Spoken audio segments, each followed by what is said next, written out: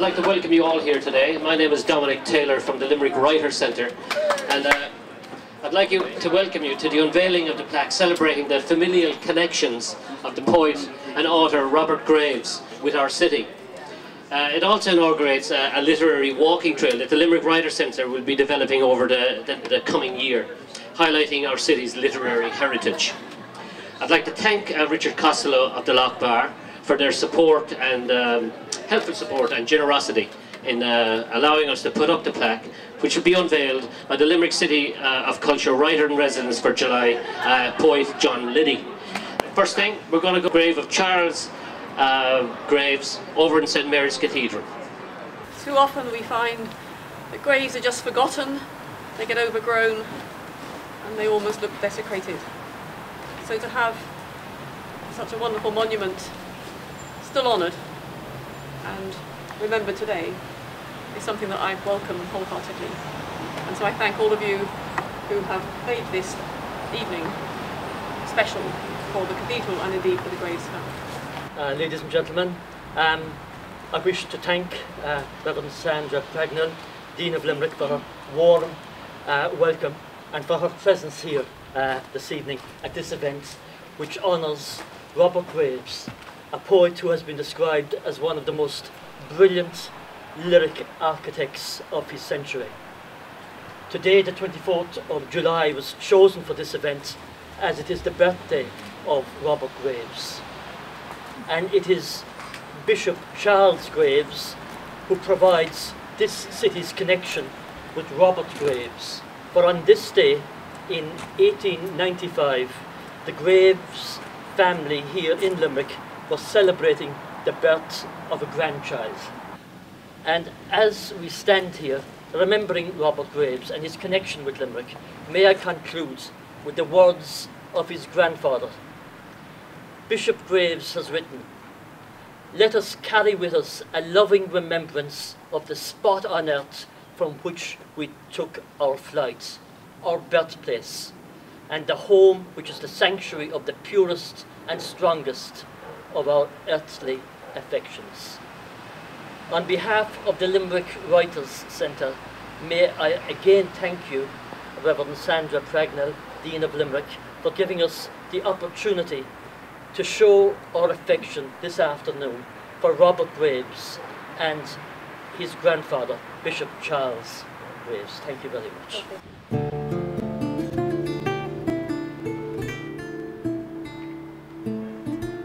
We come to the centrepiece of our little ceremony here today, which is the unveiling of the plaque, celebrating the familial connections with our city of the poet Robert Graves.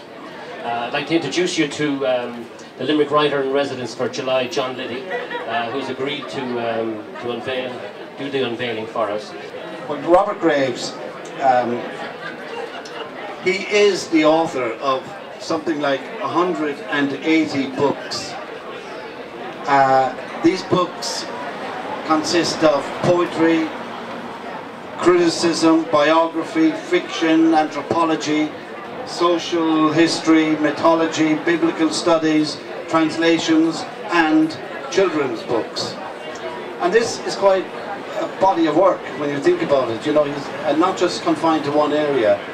And I think it's tremendous that somebody has produced all of that work. And we know why he's sort of famous in the generally famous for the I Claudius series on television and so on. But the work remains there for you, the reader, to pick up and explore for yourself. And you know, the other things I'd just like to mention is that the fact that he died in Mallorca.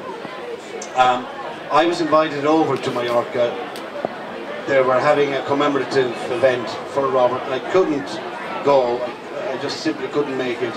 But I often regretted not having done that because I don't like saying no to those events, but I just physically couldn't get there. I will go to Mallorca someday and stand at that grave as we did in St Mary's Cathedral here today, with the Graves family connection grave there. But I am really honoured. I'm very, very happy to be here and delighted that the Limerick Writers Centre and Dominic Taylor has asked me to just simply pull the curtain on this plaque today. So, without further ado, I would like to just simply unveil the plaque to Robert Graves and the Locke Bar.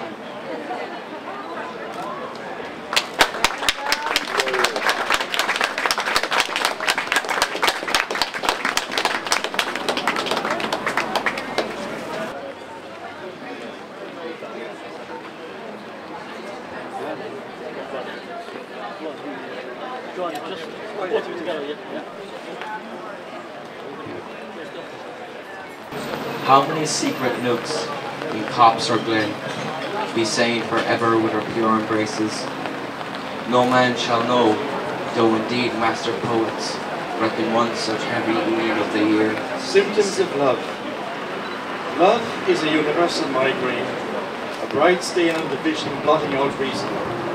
Symptoms of true love are leanness, jealousy, laggard dawns, omens and nightmares, listening for a knock, waiting for a sign, for a touch of her fingers in a darkened room, for a searching look.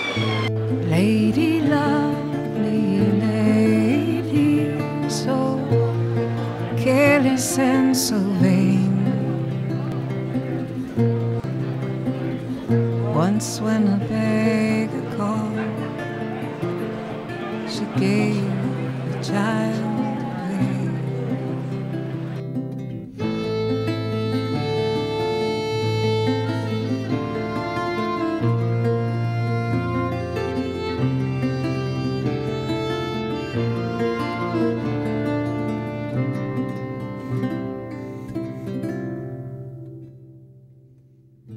The beggar took the baby and ran